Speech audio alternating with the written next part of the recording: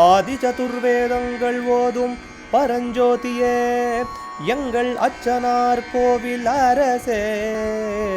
நம்புவோர்க்கு உபகாரி என்பதில் இவரன்றியில் நாட்டில் ஓர் தெய்வம் யார்கான். ஆதி சதுர்வேதங்கள் ஓதும் பரஞ்சோதியே எங்கள் அச்சனார் கோவில் அரசே. சுவாமியே சரணமையப்பா. அச்சங்கோவில் அரசே சரணமையப்பா. பகவானுடைய 97வது திருப்பெயர் ஹரியக்ஷாசன தத்பராஜ நமஹா. அரியணையில் வீற்றிருப்போனுக்கு நமஸ்காரம். ஹரியக்ஷ சிங்கம் போன்றமைந்த ஆசனத்தில் தத்பர வீற்றிருப்பவன். ஹரியக்ஷம்னு சொல்லி சொன்னால் பழுப்பு நிற கண்களுடைய சிங்கம்னு ஒரு அர்த்தம். பொதுவாக கூர்மாசனத்தில் உட்காந்து ஜபம் பண்ணுறது விசேஷம்னு இருக்குது. ஒவ்வொரு ஆசனங்களுக்கும் ஒரு மகிமை சொல்லப்பட்டிருக்கு. இதில் கீழே போட்டு உட்கார்றதுக்கும் ஆசனம்னு பேர்.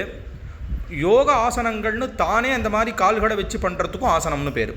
இப்போ பகவான் விசேஷமாக சபரிகிரி பீட்டத்தில் விசேஷ யோகாசனமான கூட்டாசனத்தில் உட்காண்டிருக்கார். கமலாம்பாவும் இதே மாதிரி யோகாசனத்தில் தான் உட்காண்டிருக்கிறதாக இருக்குது.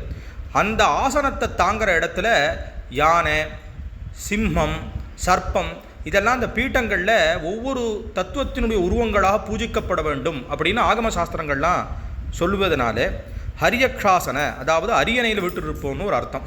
இன்னொன்று, பகவான் எல்லாத்தையும் சாசிப்பவன், நியமிப்பவன்.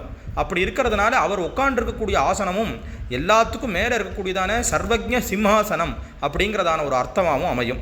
இன்றும் ஸ்ருங்ககிரி சாரதா பீட்டத்தில் நவராத்திரி சமயத்தில் சர்வஜ்ஞ சிம்ஹாசனத்தில் ஜெகத்குரு ஆச்சாரியர்கள் இருந்து வருஷா வருஷம் அம்பாளை தரிசனம் பண்ணி எல்லாருக்கும் அனுகிரகம் பண்ணக்கூடியதான ஒரு விசேஷத்தையும் அப்போ அந்த சர்வஜ்ஞ சிம்ஹாசனத்தை எல்லாரும் தரிசனம் பண்ணுறவர்களுக்கு தெரியும். அது அதனால் அரியணையில் வீற்றிருப்போன் அப்படிங்கிறதுக்கு ஹரியக்ஷாசனன், விசேஷமான சிம்ஹாசனத்தில் இருக்கக்கூடியதான பகவான், நமது ஹிருதய சிம்ஹாசனத்தில் இருக்கக்கூடியதான பகவான்கிற அர்த்தமும் இதுக்கு அமையிறது.